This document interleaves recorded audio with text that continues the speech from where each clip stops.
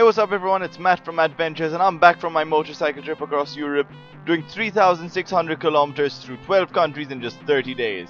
In this video I wanted to share with you a few tips and tricks that helped me and hopefully can help you too if you're planning a long overland ride.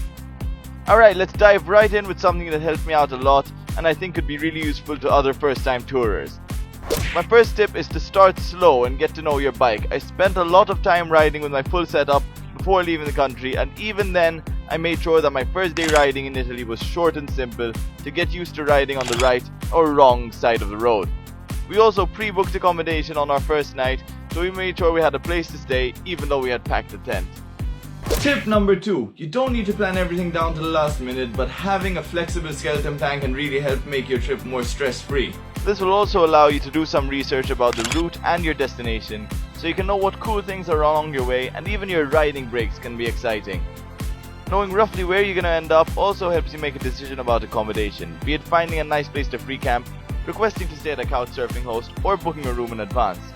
After a long day of riding, the last thing you want to do is end up in a city with no place to sleep because you didn't realize that there would be no parks to free camp, which is exactly what happened to us in Reggio Emilia in Italy.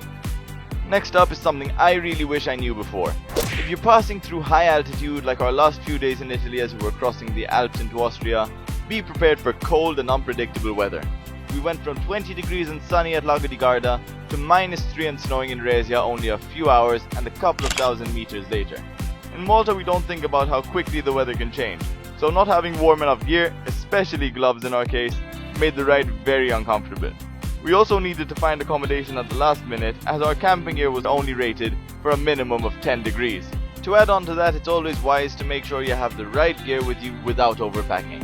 In hindsight, as comfortable as my Aero Aviator helmet is, it was horrible in the rain, with many unsealable openings and relying on a separate mask which easily fogged up for eye protection.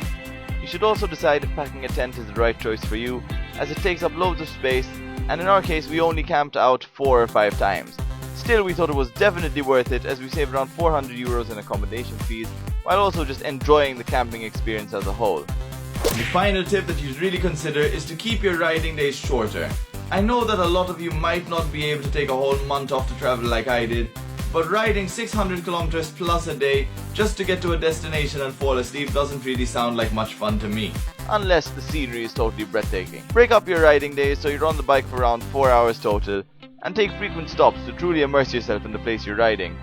If you're passing by a city, why not just go and explore the area and try some of the local cuisine? Or if you're passing by a nice river or mountainside, stop for a while and take a short hike. Well, that's about it for this video, and I do hope that you enjoyed it and learned something useful. If you have your own tips and tricks that you want to share with newer riders, then please post those in the comment section below and spread the knowledge.